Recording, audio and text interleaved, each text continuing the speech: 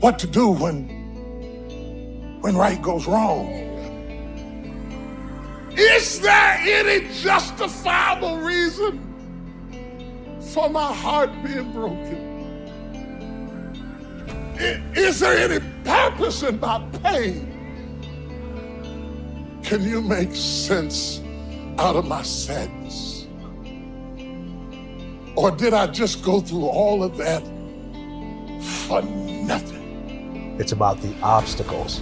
It's about the challenges. It's about the pain that you endure along the way.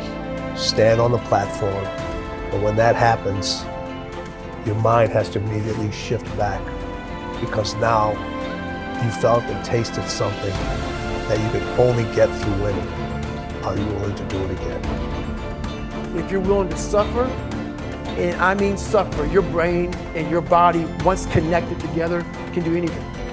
You have to do the process. The process is non-negotiable. It's just, you have to do it. It's about the grind. Do you have the courage to think? Because if you can think, you can change. You can move, you can evolve, you can grow, you can become. You are one idea away. Your credit is not a problem. Your car is not a problem. Your situation is not a problem. Your thoughts are the problem. As a man thinketh in his heart, so is he. Everything starts in the thoughts you think. You are no better than the thoughts you think. If you think little, you go little. If you think weak, you go weak. What I need you to do is I need you to find a reason to keep going. And if you can find a reason to keep going, I know you're strong enough.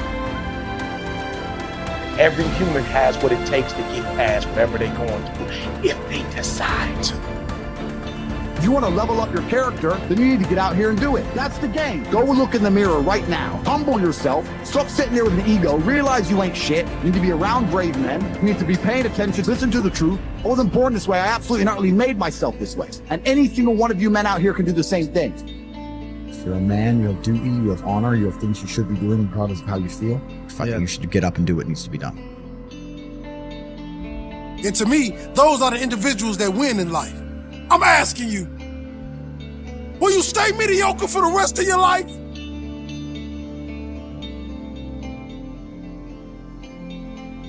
Success happens to you not because you desire it, because you earn it. Everybody desires it.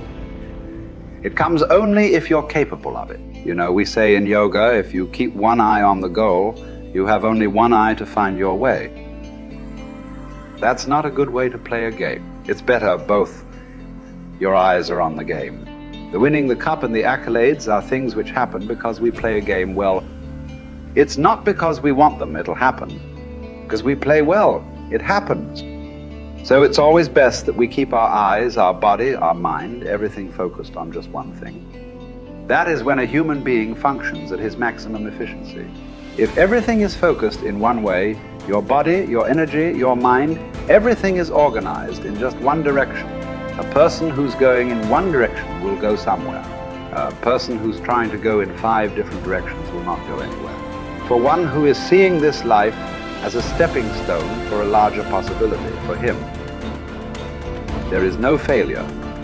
For one who is looking at the simple events of this life itself as the goal of life, for him, there is failure and success.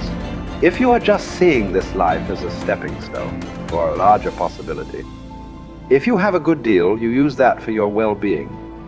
If you have a bad deal, you use that for your well-being. The economy was on the boom when every fool could be successful. When the economy is on the boom, everybody gets carried, isn't it? Now there has been a meltdown. Now it takes something else to be successful. It doesn't matter what the hell happens with your life. If you are seeing this life only as a stepping stone for a larger possibility, then whatever the situation, it is beautiful and very useful. So various situations in your life, either you can use it to make yourself stronger and better, or you can sit and cry. This is the choice you have. Everything. It doesn't matter what happens. The most horrific event happened in your life that also can be used for your growth and your well-being. So the fear of failure. Failure is bad enough. Fear is adding spice to it, isn't it? I'll give you a formula. If you want to know what makes people happy at the most basic level, when your life conditions match your blueprint, when your life conditions are what you're expecting, not your ultimate dream, but when you meet your basic expectations, you're happy. If your life conditions are better than you expected, you're over the moon. If your life conditions don't match your blueprint, your expectations, you have pain. If your life conditions don't match your blueprint and you believe I'm unable to change it, it's something wrong with me, or it's a permanent problem, or it's pervasive, or it's personal, you get into learned helplessness, then you're going to suffer. And so nothing is permanent, not even the body is permanent. Certainly no problem is permanent. Your soul might be the only thing that might be permanent, right? So it's really helping people to understand that when the life conditions change, your blueprint has to change with it. Either if you're not happy, you either have to change your life or change your blueprint, your expectations. Usually it requires a combination of those two. So often what you say people is slighting is their life conditions changed, and then what they were doing wasn't enough to make them feel the way they wanted to feel, and so then they adapted to an old style of coping. They went back to smoking or drinking or eating or yelling at people or whatever the pattern may be. But that's because they didn't continue to grow. And so that's why it's not a static thing with me. I teach people not just, okay, you're going to make these changes in your values. It's like, you got to look as your life conditions change. You're going to make that happen. As you hit different stages of life, you're going to have to make those decisions. And everybody wants their life to be better, but no one wants to change, right? So we have to keep changing as the life conditions change. We got to update our blueprint, our values, our beliefs, our rules about how to play the game. And we have to update our behaviors to adapt to where the environment is. If you don't do that, you're in trouble. There are many people during COVID who it was the most horrific experience. There are many people that learned to use COVID, not like COVID used them. They grew their businesses, they expanded their mind, they shifted their emotions.